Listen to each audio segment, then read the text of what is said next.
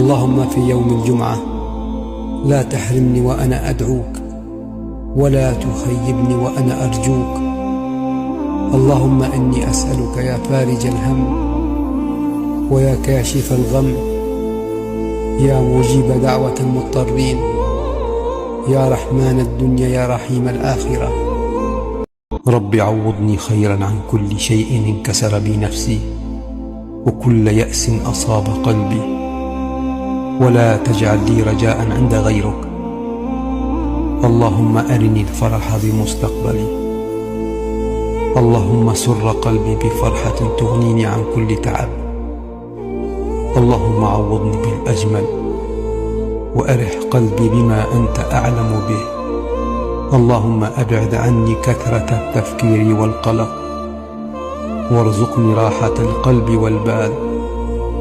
ربي حقق لي ما صبرت